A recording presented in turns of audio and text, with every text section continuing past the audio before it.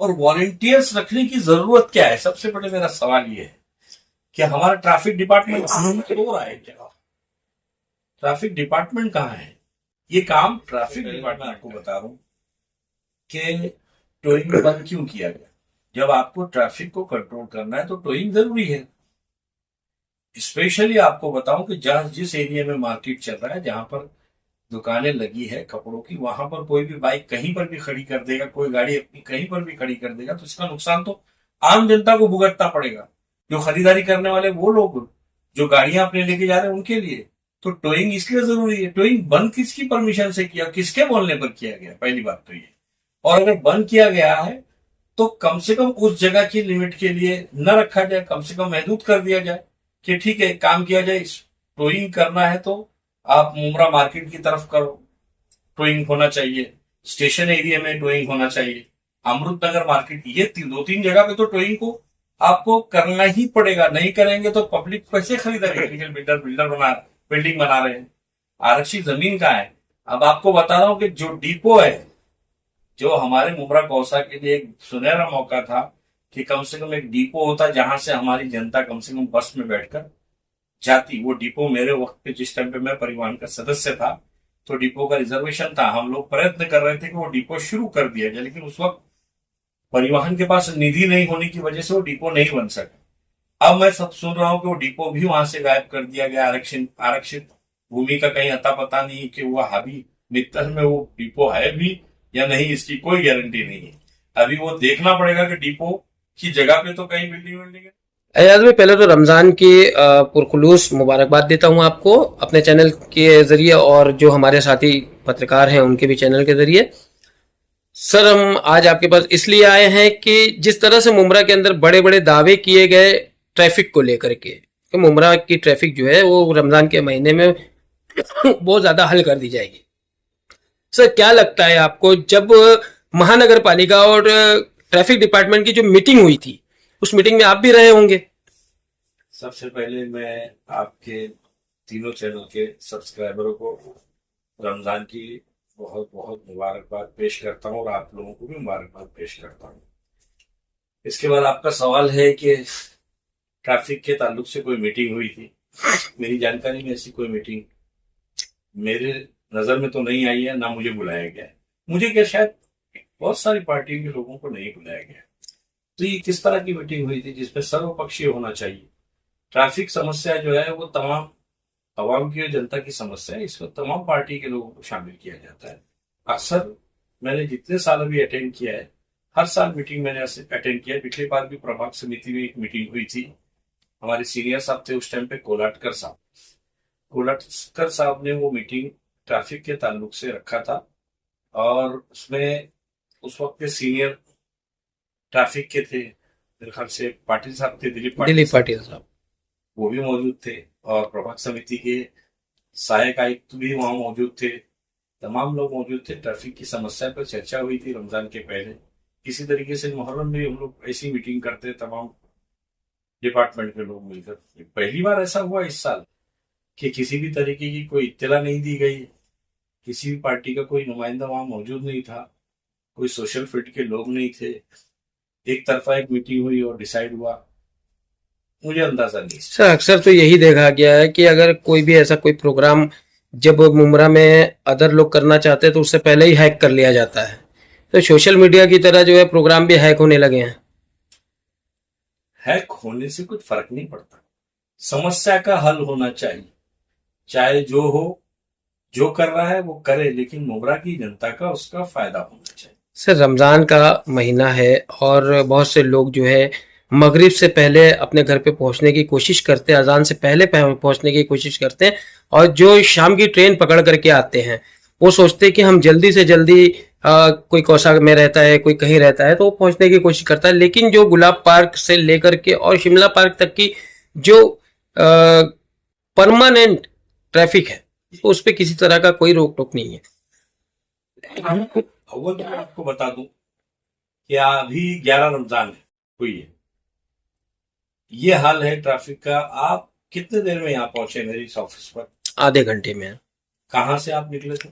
साहिल hotel से। आप साहिल hotel से आनंद कोलीवाड़ा की मेरी ऑफिस पे पहुंचने में आपको आधा घंटा लग गया है। जी लोग ट्रेन में जब कुर्ला से बैठते हैं तो मुमरा पहुंचते हैं आधे घंटे में। जी। यानी आपने उतना बड़ा फासला जो है साहिल होटल से मुमरा पहुंचने में किया, यानी आधा घंटा आपको लगा। तो आप समझ सकते हैं कि क्या ट्रैफिक पे काम हुआ और क्या वॉलंटियर्स काम कर रहे हैं, ये आपको अंदाजा हो गया होगा।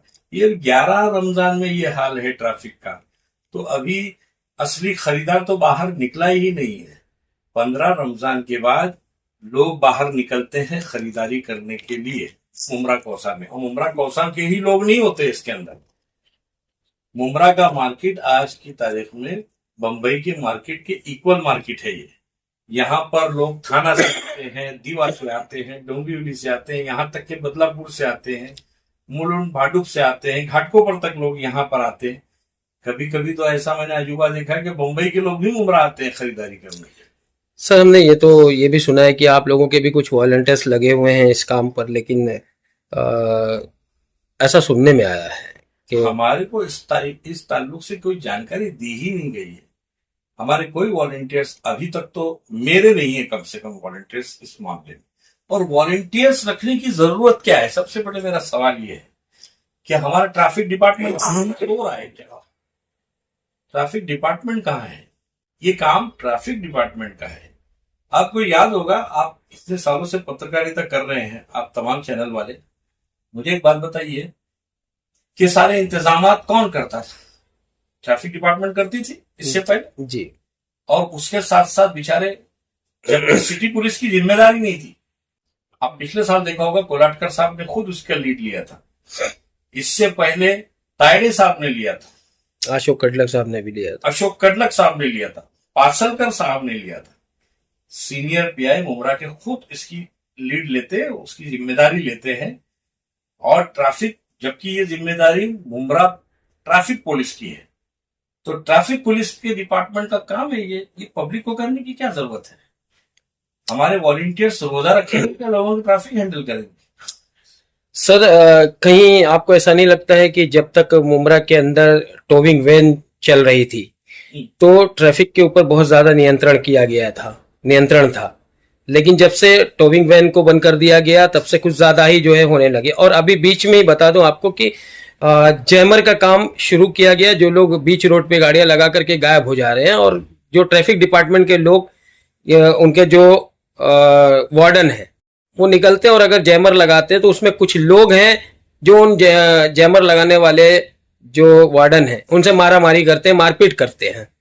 तो क्या लगता है आपको, कहीं ना कहीं जो सत्ताधारी लोग हैं वो बहुत ही ज्यादा अपने आप को कमजोर साबित कर रहे हैं? देखिए, सबसे पहले तो मैं आपको बता रहा हूं कि टोइंग बंद क्यों किया गया। जब आपको ट्रैफिक को कंट्रोल करना है तो टोइंग जरूरी है।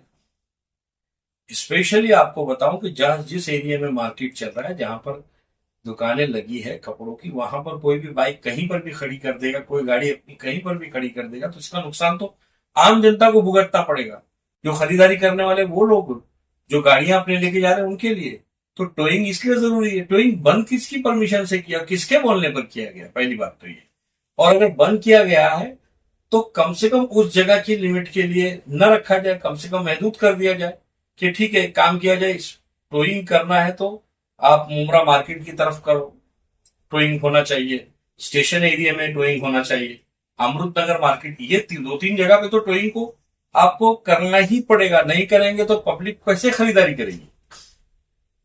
गाड़ी तो कहीं पर भी कोई पार्क कर रहा है, उसका नुकसान तो अक्सर लोगों का ये कहना है कि मुमरा के अंदर पार्किंग की सुविधा नहीं है, जिसकी वजह से ज्यादा प्रॉब्लम हो रही है। बिल्कुल।